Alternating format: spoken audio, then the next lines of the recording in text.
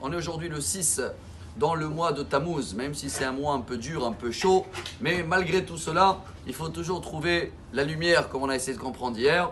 Et dans cette paracha, il y a le décès de Aaron à Cohen. Et c'est la seule personne qui a même la date, Rosh Chodesh Av. Et c'est marqué Vaïfku Oto Kol Bet Israël. Tout le peuple d'Israël, ils ont pleuré. Rashi il parle du point où, quand Moshe est décédé, c'est pas marqué le mot Kol Israël. Mais Aaron, tellement il cherchait la paix, toujours quand il rencontrait quelqu'un, voilà ce qu'il nous raconte le Rambam, le Maïmonide. Quelle était la tactique, le chemin d'Aaron à Cohen? Il voyait quelqu'un, même s'il a fait une péché, même si Aaron il le voit, il lui dit ah, t'es mon ami, je suis fier de t'avoir à mes côtés, je suis très content de te voir, je sais que t'es quelqu'un de bien. Et la personne en face, tellement il a honte, qu'il croit que Aaron à Cohen, il croit que c'est quelqu'un de bien, alors automatiquement il commençait à réparer ses traits de caractère et automatiquement ça fait la paix. De là on va apprendre aujourd'hui un grand message.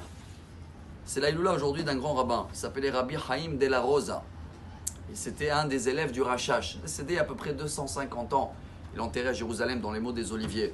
Et on va essayer de la Rosa, c'est voir la vie en rose. C'est un très très grand kabbaliste. Et lui nous apprend que Aaron à Cohen, cette tactique-là, nous on doit l'appliquer dans notre vie. Même si tu as vu quelqu'un en face de toi, qu'il a fait quelque chose de grave, ne le dis rien, ça sert à rien. L'inverse, fais semblant que tu n'as pas vu, ou que tu as vu le bien.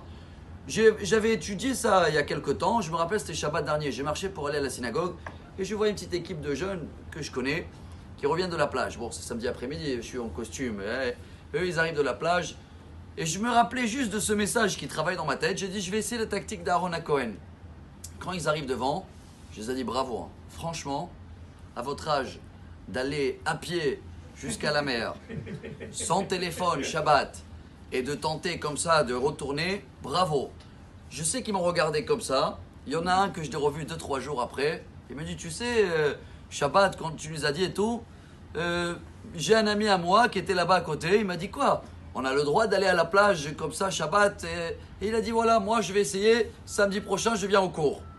Alors j'ai essayé de côté là, ça m'a choqué même moi parce que je ne pensais pas, en général on dit Shabbat Shalom, en sourire, mais essayer de trouver un petit point de lumière. Chers amis, en hébreu, comment on appelle malheureusement le dikaon, tout ce qui est déprime, etc. C'est daka on. On, c'est la force. Il y a quelque chose qui coupe la force. C'est quoi? Le Maharam Shapira, Rabbi Meir Shapira de Lublin, celui-là qui a fondé le Daf Yomi, il disait cette phrase-là. Je vais essayer de la traduire en français. Les gens y croient qu'il faut avoir la force et ça va nous donner la volonté. C'est faux. Il faut avoir la volonté et c'est ça qui donne la force.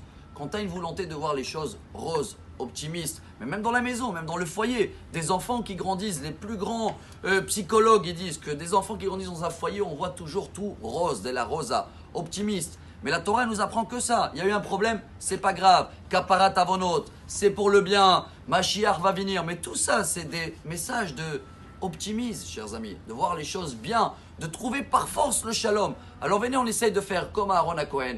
Partout on voit, essayer de trouver le bien, les applaudir, trouver le petit point de lumière. Et comme ça, Bezrat Hashem, on va avoir une journée de la Rosa. Bonne journée. Amar Rabbi Elazar, Amar Rabbi Hanina.